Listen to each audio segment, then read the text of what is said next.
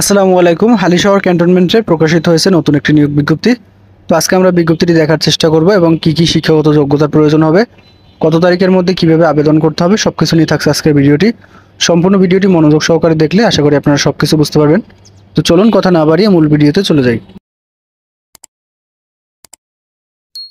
মূল ভিডিওতে যাওয়ার পূর্বে আপনাদের যাদের বাংলাদেশ সেনাবাহিনী সৈনিক, বাংলাদেশ নৌবাহিনী নাবিক এবং এমওডিসি, বাংলাদেশ বিমান বাহিনী এমওডিসি, বাংলাদেশ কাস্টম সিপাহী লিখিত এবং ভাইবা পরীক্ষার সাজেশন এবং পাশাপাশি কারারক্ষীর ভাইবা পরীক্ষার চূড়ান্ত সাজেশনের প্রয়োজন হয়, সেক্ষেত্রে আপনারা চাইলে স্ক্রিনে দেওয়া হোয়াটসঅ্যাপ নম্বরে আমার সাথে যোগাযোগ করতে পারেন। লিখিত পরীক্ষার সাজেশনের পিডিএফ কপির মূল্য 50 টাকা এবং ভাইবা পরীক্ষার সাজেশনের পিডিএফ কপির মূল্য 50 টাকা। তো আপনাদের যাদের প্রয়োজন বিকাশ, নগদ অথবা রকেটে সেন্ড মানি করে সাজেশনের পিডিএফ কপিটি হোয়াটসঅ্যাপের মাধ্যমে সংগ্রহ করতে পারেন। Halishahar cantonment public school and college, Halishahar সেনানিবাস, চট্টগ্রাম। নিয়োগ বিজ্ঞপ্তি অত্র প্রতিষ্ঠানে নিম্নলিখিত পদে নিয়োগের জন্য বাংলাদেশের প্রকৃত নাগরিকদের নিকট হতে দরখাস্তের আহ্বান করা যাচ্ছে। পদের নাম প্রদর্শক, জীববিজ্ঞান একজন। শিক্ষাগত যোগ্যতা সংশ্লিষ্ট বিষয় দ্বিতীয় শ্রেণীর স্নাতক সম্মান সহ স্নাতকোত্তর ডিগ্রিধারী হতে হবে। প্রদর্শক হিসেবে অভিজ্ঞতা সম্পন্ন এবং ইংরেজিতে পাঠদানে দক্ষ প্রার্থীদের অগ্রাধিকার দেওয়া হবে। বেতন 16,000 টাকা থেকে 38,640 টাকা, তবে পর্যবেক্ষণ চলাকালীন 22,000 টাকা সর্বসাকুল্য, অর্থাৎ মূলত আপনাদের এই চাকরিটা স্থায়ী চাকরি। তবে প্রথমে আপনাদের কিছুদিন ট্রেনিং পিরিয়ড অর্থাৎ শিক্ষণ বিষকাল হিসেবে গণনা করা হবে। সেই সময় মূলত আপনাদের পর্যবেক্ষণ করবে এবং পর্যবেক্ষণ চলাকালীন সময়ে আপনাদের বেতন দেবে 22,000 টাকা।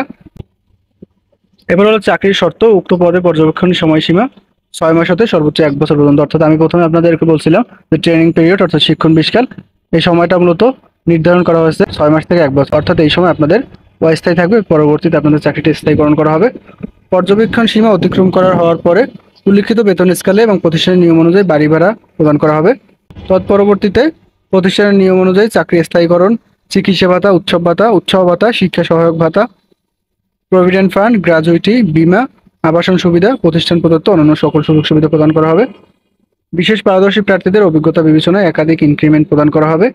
আগ্রহী প্রার্থীগণকে আবেদনপত্রের সাথে অধ্যক্ষ, Halishahar cantonment public school and college এর অনুকূলে সোনালী ব্যাংক অথবা ট্রাস্ট ব্যাংকের মাধ্যমে 800 টাকা অফেরতযোগ্য পে অর্ডার অথবা ব্যাংক ড্রাফট করতে হবে, অর্থাৎ আপনাদের সোনালী ব্যাংক বা ট্রাস্ট ব্যাংক যে কোনো ব্যাংকের মাধ্যমে পে অর্ডার করতে হবে অথবা ব্যাংক ড্রাফট করতে হবে।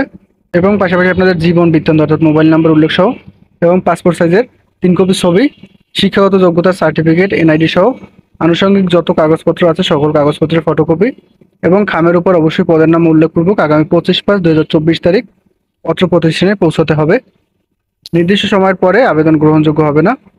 উক্ত পদের লিখিত পরীক্ষা আগামী 1 জুন 2024 তারিখ সকাল 9 ঘটিকায় উক্ত কলেজ ক্যাম্পাসে অনুষ্ঠিত হবে। মৌখিক এবং ব্যবহারিক পরীক্ষার তারিখ পরবর্তীতে SMS এর মাধ্যমে অথবা কলেজের ওয়েবসাইটে জানানো হবে। কোনো প্রকার ইন্টারভিউ কার্ড প্রেরণ করা হবে না। পরীক্ষায় অংশগ্রহণের জন্য কোনো প্রকার ভাতা প্রদান করা হবে না। অর্থাৎ আপনাদের যে কাজটা করতে হবে 25/5/2024 তারিখের মধ্যে আপনাদের আবেদনপত্র প্রেরণ করতে হবে। ভিডিও শেষে আমি আপনাদেরকে আবেদন ফর্মটা দেখাবো। এই আবেদন ফর্মটা পূরণ করে মূলত চট্টগ্রাম হালিশহর ক্যান্টনমেন্টের ঠিকানায় আপনাদেরকে পৌঁছতে হবে। লিখিত পরীক্ষার সম্ভাব্য সময়সূচি কিন্তু তারা বলে দিয়েছে, এজন্য আপনাদের ফোনে আলাদা কোনো মেসেজ বা ইন্টারভিউ কার্ড কিন্তু তারা প্রেরণ করবে না, অর্থাৎ এই তারিখে মূলত আপনাদেরকে লিখিত পরীক্ষায় অংশগ্রহণ করতে হবে। তো এখন আমি আপনাদেরকে আবেদন ফর্মটা দেখাবো, অর্থাৎ কীভাবে আপনারা আবেদন ফর্মটা পূরণ করবেন। এটা হলো চাকরির আবেদন ফর্ম। এই ফর্মটা আপনাদের সুন্দর মতো পূরণ করতে হবে। এখানে ছবির জায়গায় 3 কপি ছবি আপনাদেরকে স্টেপলার করে লাগিয়ে নিতে হবে। এবার পদের নাম, বিজ্ঞপ্তি নাম্বার, প্রার্থীর নাম বাংলা ইংরেজি, জাতীয় পরিচয়পত্র অর্থাৎ যত তথ্য যারা চেয়েছে সকল তথ্য আপনাদেরকে সুন্দর মতো পূরণ করতে হবে। এবার আপনার শিক্ষাগত যোগ্যতার তথ্য বা অন্যান্য যত তথ্য আছে সবগুলো দিবেন। এরপরে আপনারা যে ব্যাংক থেকে পে অর্ডার করবেন সেই পে অর্ডার নাম্বার এবং কোন ব্যাংক থেকে করছেন ব্যাংকের শাখার নাম এগুলো উল্লেখ করে দিবেন।